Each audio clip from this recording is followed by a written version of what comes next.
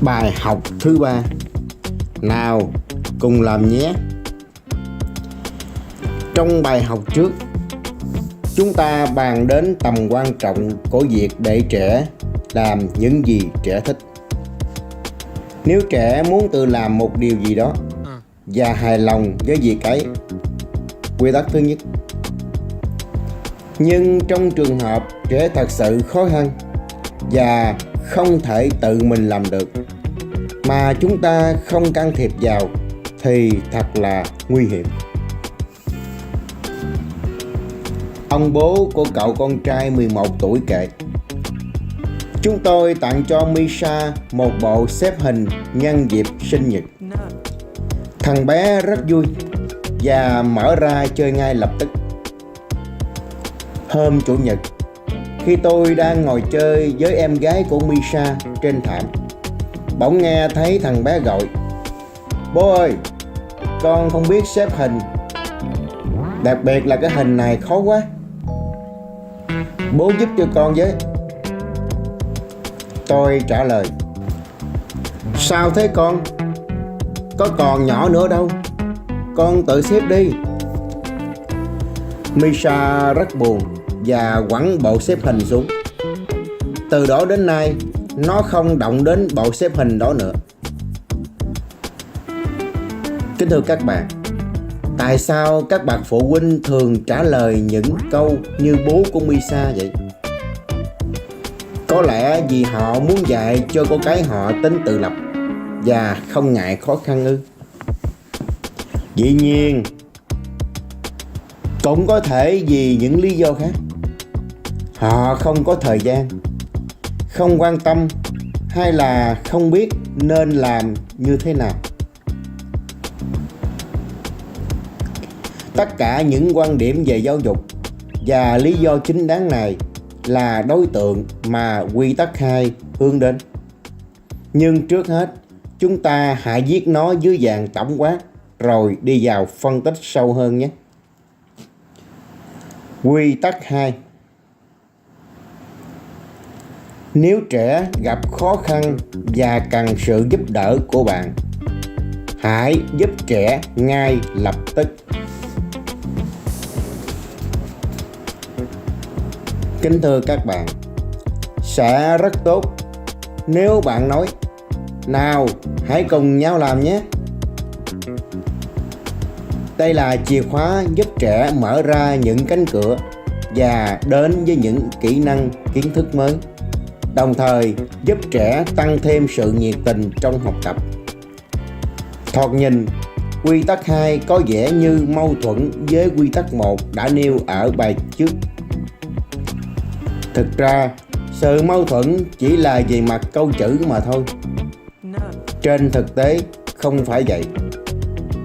Vì mỗi quy tắc được áp dụng đối với những trường hợp khác nhau.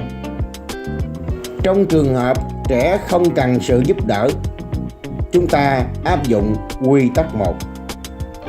Còn quy tắc 2 là được dùng khi trẻ trực tiếp yêu cầu sự giúp đỡ. Khi trẻ không làm được, không biết làm như thế nào, và nhiều khi là bỏ dở giữa chừng sau lần thất bại đầu tiên. Đây là điều mà dấu hiệu nói lên trẻ đang cần sự giúp đỡ. Quy tắc 2 không chỉ đơn thuần là một lời khuyên mà nó còn dựa trên thuyết tâm lý của nhà tâm lý học nổi tiếng Vygotsky. Ông gọi đó là thuyết dùng phát triển mở rộng. Các bậc phụ huynh cần phải biết nguyên lý này khi nuôi dạy trẻ. Sau đây, chúng ta sẽ định nghĩa và phân tích thuyết này một cách đơn giản nhé. Dùng phát triển mở rộng là dùng được giới hạn bởi trình độ phát triển thực tế của trẻ, được xác định bằng khả năng tự giải quyết vấn đề của trẻ, và trình độ phát triển tiềm năng, được xác định bằng khả năng giải quyết vấn đề của trẻ nhờ sự giúp đỡ của người lớn. Trong mỗi độ tuổi, trẻ có thể tự làm được một số việc nhất định. Đối với những việc khác, có độ khó hơn. Trẻ cần được sự chỉ dẫn của người lớn.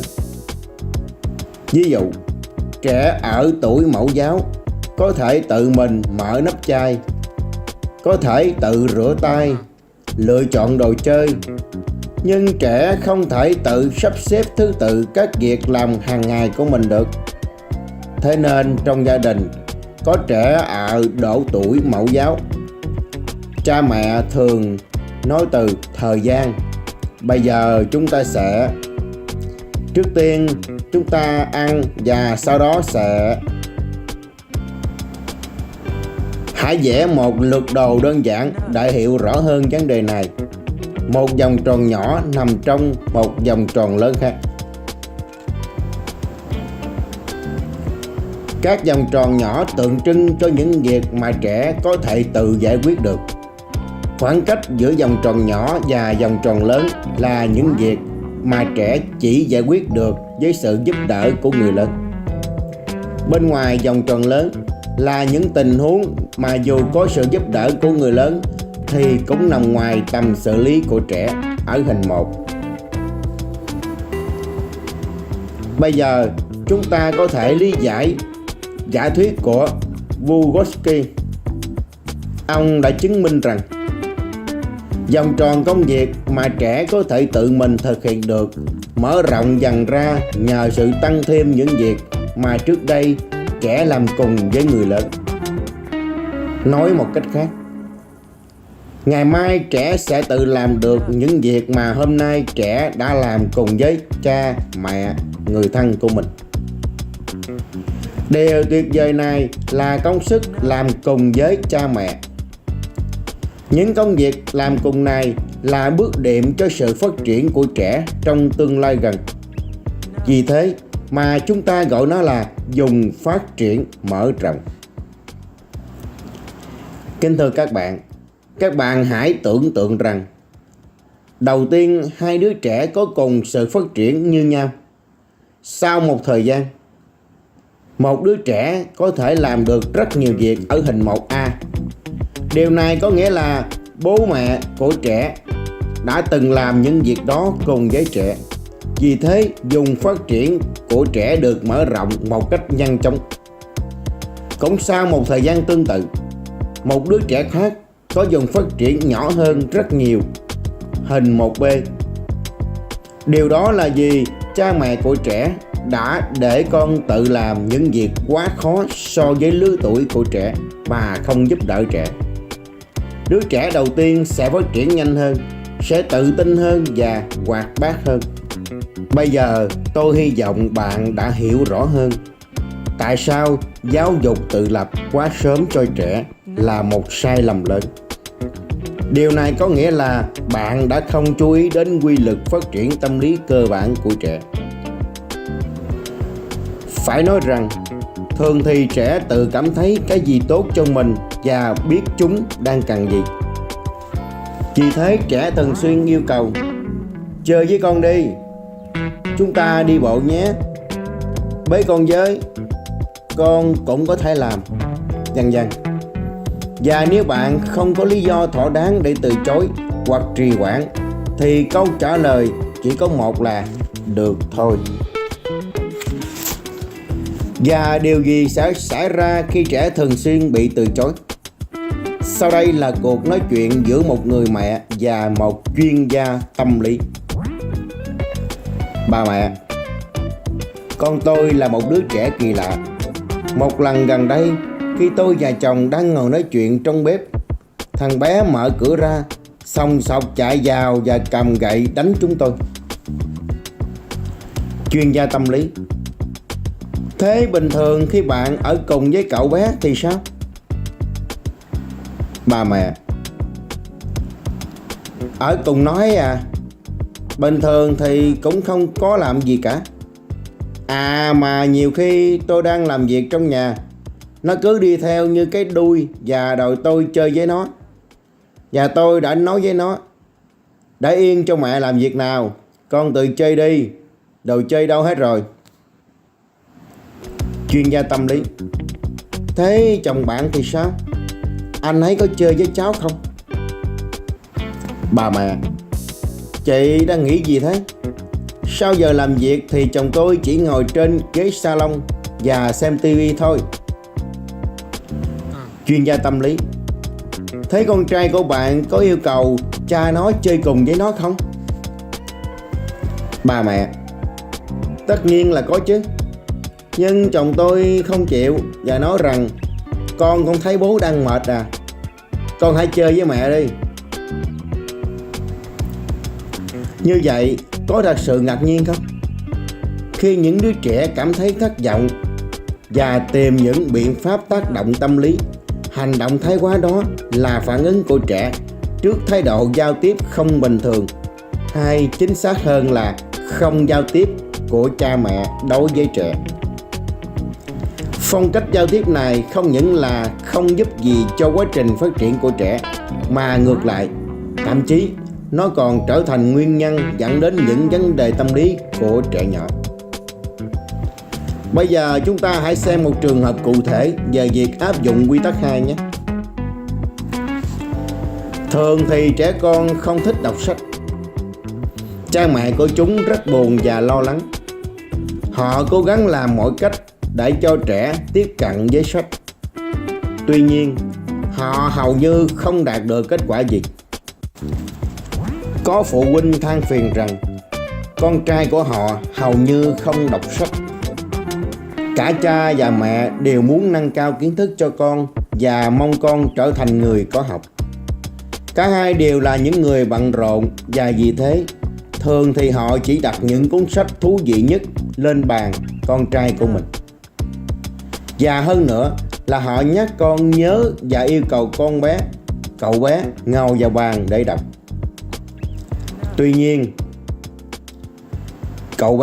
cô bé tỏ ra rất thờ ơ với những cuốn truyện trinh thám đó và chạy ngay ra ngoài chơi đá bóng cùng với những đứa trẻ khác.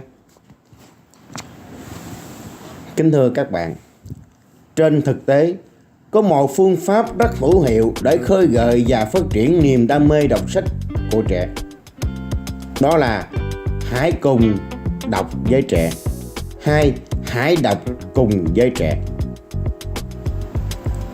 Trong nhiều gia đình, cha mẹ thường đọc cho con nghe khi con còn ở tuổi mẫu giáo, thậm chí là khi còn chưa biết chữ. Nhưng một số phụ huynh vẫn tiếp tục làm điều đó khi con họ đến trường, và họ lập tức nảy sinh thắc mắc: cần phải đọc cùng với con bao lâu nữa khi mà chúng đã biết ghép chữ rồi? Rõ ràng đây là một câu hỏi không thể trả lời được, vì tốc độ tự đọc của trẻ rất khác nhau. Điều này phụ thuộc vào đặc điểm não bộ của từng trẻ một. Do đó, điều quan trọng trong giai đoạn khó khăn này là phải giúp cho con bạn có được niềm thích thú với nội dung của cuốn sách. Trong khóa học dành cho các bậc phụ huynh, một bà mẹ trẻ đã chia sẻ cách cô khơi dậy niềm đam mê đọc sách từ đứa con trai 9 tuổi của mình. Mời các bạn cùng lắng nghe. Vova không hề thích đọc sách. Thằng bé đọc rất chậm và lười đọc, và cũng ít đọc vì Vova không thể đọc nhanh được. Cuối cùng là thằng bé rơi vào một cái vòng lẩn quẩn. Tôi nên làm gì bây giờ? Tôi đã quyết định gây hứng thú cho con. Tôi chọn cuốn sách mà thằng bé thích và đọc cho con nghe vào buổi tối. Trước khi đi ngủ, Vova leo lên giường và chờ tôi làm xong công việc nhà. Sau đó, tôi đọc cho con nghe và cả hai đều rất thích. Điều gì sẽ xảy ra tiếp theo? Và điều tuyệt vời đã đến. Vova nói: mẹ ơi, đọc cho con nghe thêm một trang nữa đi ạ. Và tôi đã làm một điều rất thú vị. Tôi nói: chỉ thêm 5 phút nữa thôi nhé. Tất nhiên thằng bé mong chờ buổi tối tiếp theo với vẻ mặt thiếu kiên nhẫn. Đôi khi Vova không thể chờ đợi được và tự đọc đến hết câu chuyện. nhất là khi chỉ còn một đoạn rất ngắn. Thậm chí không phải tôi nói với bé mà tự bé đã nói với tôi: đến lúc phải đọc sách rồi đấy mẹ ạ. Và tôi tất nhiên là sẽ cố gắng đọc cùng con. Làm sao để trong cùng một buổi tối ấy có thể bắt đầu một câu chuyện mới. Cứ như thế, dần dần thằng bé bắt đầu tự cầm cuốn sách trên tay, và bây giờ thì vô va không thể rời cuốn sách ra được. Kính thưa quý vị và các bạn, câu chuyện này không chỉ là minh họa tuyệt vời về cách cha mẹ tạo ra một vùng phát triển kế cận cho con, mà nó còn giúp cho trẻ nắm vững được những kỹ năng đó sau này. Đồng thời cũng cho thấy khi các bậc phụ huynh thực hiện theo thuyết này, rất dễ dàng để duy trì và phát triển mối quan hệ thân thiện với trẻ. Sau đây, chúng ta sẽ viết quy tắc 2 dưới dạng cụ thể hơn. Quy tắc 2. Nếu trẻ gặp khó khăn và cần sự giúp đỡ của bạn, hãy giúp trẻ ngay lập tức. Khi đó bạn hãy: 1. Chỉ làm những gì mà trẻ không làm được.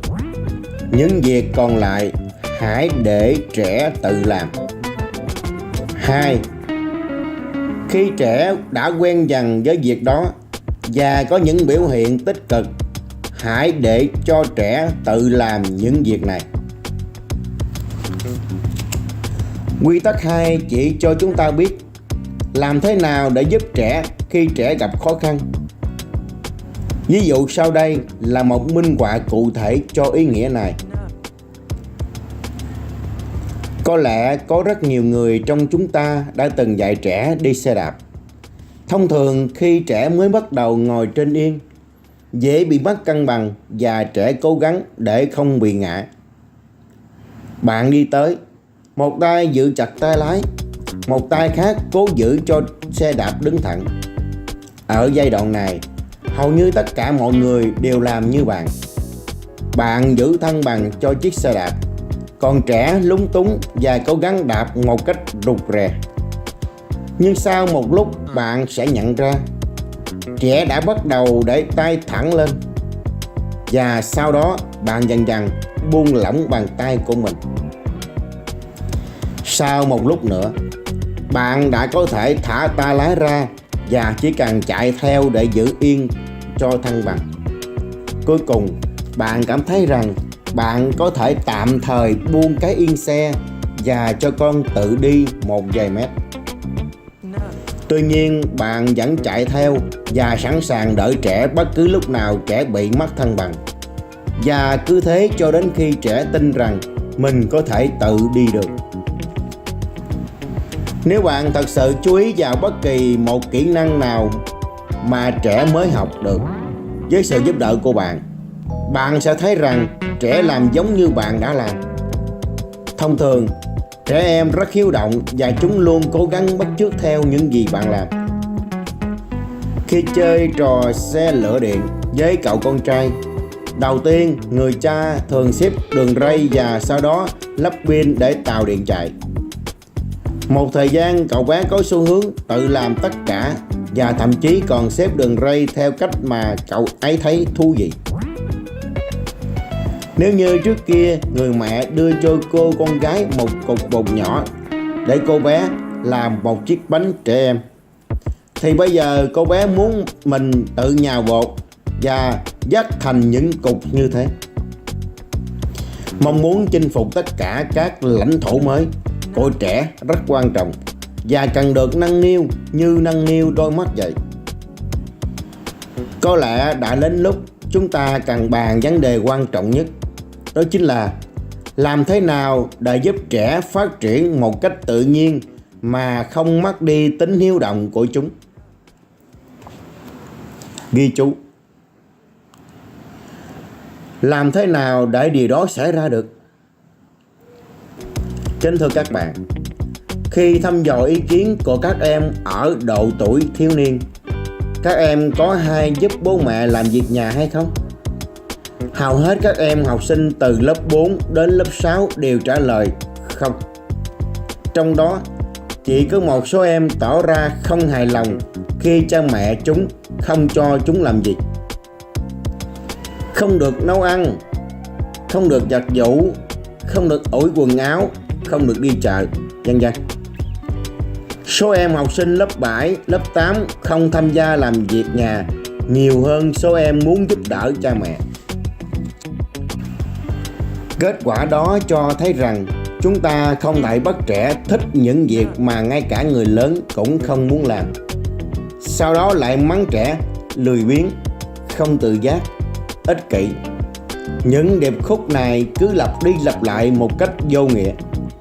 Những tính lười biếng, không tự giác, ích kỷ đó đôi khi chính là do cha mẹ gây ra, nhưng họ không hề để ý được điều đó. Trong trường hợp này sẽ có hai nguy cơ xảy ra. Nguy cơ thứ nhất, giao nhiệm vụ cho con quá sớm. Ví dụ khi dạy con đi xe đạp, sau 5 phút giữ thăng bằng cho con, bạn bỏ tay lái và không giữ yên xe thì con sẽ ngã là điều không tránh khỏi. Chính điều đó có thể khiến cho trẻ không dám ngồi xe đạp nữa.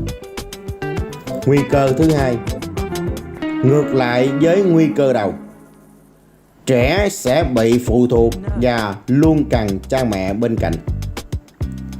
Ví dụ, dưới đây sẽ giúp cho chúng ta hiểu rõ hơn nhé. Bạn hãy tưởng tượng ra cảnh người cha giữ yên xe và tay lái cho con tập đi xe đạp. Người cha cứ chạy bên cạnh và giúp con ngày đầu, ngày thứ hai, ngày thứ ba rồi cả tuần. Liệu trẻ có tự lái xe một mình được không? Rất khó. Trẻ sẽ nhanh chóng chán những bài học vô nghĩa đó, hoặc là phải có sự giúp đỡ của cha mẹ thì mới đi xe đạp được.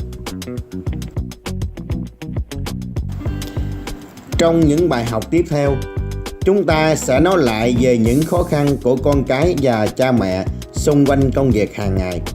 Bây giờ chúng ta cùng làm những bài tập áp dụng. Bài tập áp dụng. Bài tập thứ nhất. Đầu tiên, bạn hãy chọn một công việc nào đó mà con bạn chưa làm tốt. Hãy rủ trẻ làm cùng với bạn, và nếu trẻ đồng ý, hãy để ý đến phản ứng của chúng. Bạn hãy chú ý thời điểm bạn giảm sự trợ giúp cho trẻ, như là đi xe đạp là thả tay lái. Nhưng đừng làm điều này quá sớm hoặc quá đột ngột. Bạn hãy khen ngợi những thành công dù là nhỏ nhất của con. Bài tập thứ hai. Hãy chọn vài việc hoàn toàn mới mà bạn muốn dạy cho con tự làm, là làm như bài tập thứ nhất và chú ý khen ngợi thành công của trẻ. Bài tập thứ ba. Hàng ngày bạn phải dành thời gian chơi với trẻ, nói chuyện và tâm sự với trẻ. Hãy làm sao để trẻ cảm thấy thoải mái khi ở cùng bạn.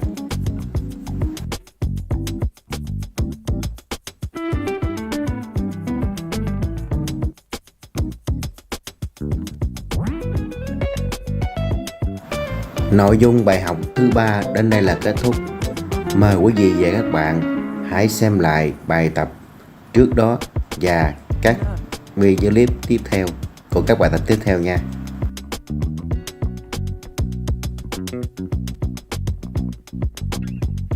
Nếu thấy hay và hữu ích, kính mong các bạn hãy chia sẻ để mọi người đều biết thêm nha. Kính chúc quý vị và các bạn có một gia đình luôn hạnh phúc và vui vẻ. Thân ái chào tạm biệt và hẹn gặp lại ở các video clip tiếp theo. Thân ái kính chào.